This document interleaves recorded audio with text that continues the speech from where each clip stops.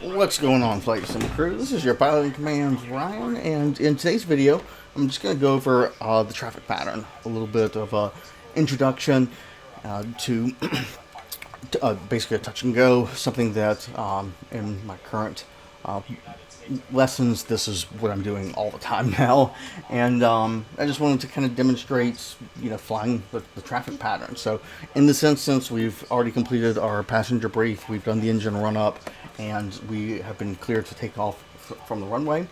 So I'm just going to kind of walk through a few things. So we are checking to make sure flaps are up, mixture is rich, parking brake is off, trim is set for takeoff, checking those extra gauges to make sure that they are calibrated correctly. I'm going to have the airflow on because it's summer, and we don't want it getting hot in the cabin. And really, we don't want to just hang out here on the flight line. Tower doesn't really appreciate that. I'm getting my lights set right now, and as I complete my before takeoff checklist, carburetor heat not applicable here. We've briefed the emergency procedures. We take note of the time, parking brakes off, and we are pretty much ready to go. So, in a moment here, yeah, there we go. All right, so slowly applying the throttle, beginning our takeoff roll. And we will be approaching VER, which is rotation, which in this aircraft is 55 knots. As you can see, that the airspeed indicator, which I'll explain in detail in another video, we've just hit it, we've rotated, we're up. So once we're up, we want to try our best to maintain runway heading. We want to be flying straight down that center line the entire time. The aircraft, because of the nature of the propeller and the way it spins, will want to try to pull you to the left slightly. So during takeoff, you have to compensate for that.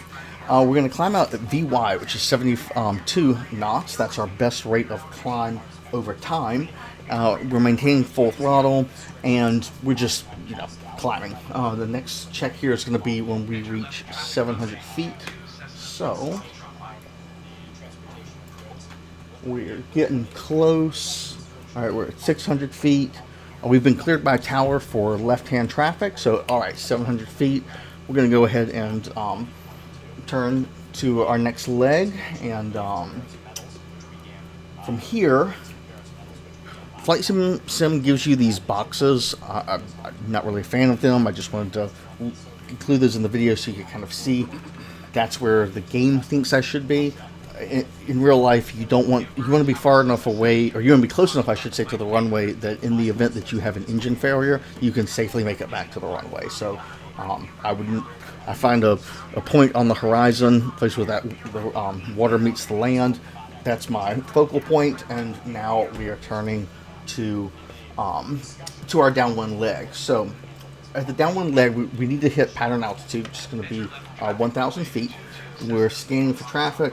Throttle, we can start to begin to back off on the throttle down to probably 1,700 RPMs as we start to get ready to move into slow flight. And hard thing for me to show in the simulator is that you're constantly, the pilot's constantly looking to the left to see where the runway is, but you can also fly the opposite runway heading. So in this instance, I took off from runway 22. So in downwind, I should be flying basically like runway 4. So I'm flying a heading of 40. At midfield, we would contact tower to let them know that we are midfield and we intend to have either a full stop landing or a touch and go landing. And at this point, and this can be subjective, at this point we're going to start to begin slow flight. So I'm going to probably pitch up the nose here in a moment to try to bleed off a little bit of airspeed, but we want to get our first notch of flaps in, and starts to, there we go. So you can see my airspeed's decreasing. First notch of flaps have gone in. You can't see it it's just off screen to the left, but we are now turning to base leg. So base leg is just descent, right? So we're going to try to maintain a 500 foot per minute descent. We can then add the next notch of flaps, and some pilots like to go ahead and add their third notch of flaps. How much flaps someone uses is kind of pilot discretion. So if I was dealing with a crosswind, more flaps is going to give a wider surface for the crosswind to push my airplane around. So I may choose to only use 20 degrees of flaps, or second notch of flaps, instead of using all of them. And I often don't find the need to engage full flaps. But we are now turning to our final approach. So as we turn to final, the big thing here is we've got the runway in sight, which is coming up right here, and we are looking at airspeed and where we're flying, the threshold of the runway. And your scan basically becomes these two. So at this point, throttle is going to keep me in the air longer. Less throttle will have me sinking faster, and you're constantly adjusting the throttle. Right when you get here where the runway is guaranteed, throttle is pulled to idle, and we're now going to transition into ground effects, and hopefully this will be a nice smooth landing. Let's get on down. Alright, so well, there you go, wheels are down. So now we'll apply braking, and per our checklist,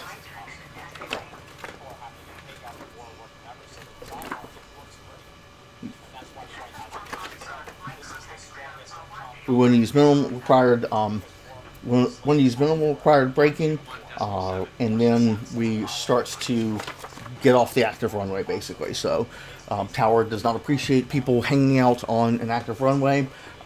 Tower has told me to hand off to ground.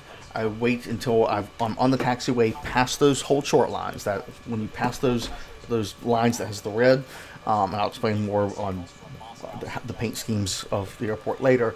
Now I'm officially off the runway. So at this point, I would come to full stop, flaps up, transponder set to standby, strobe lights off, pitot heat if I was using it off, and then lights as required. So that this is just kind of a little bit of a pause point. I can then adjust the trim back to a takeoff trim or just neutral trim for the next pilot that's going to use the aircraft. And then I would switch over to ground frequency, and with ground frequency they are going to tell me what taxiways and how to get back to parking.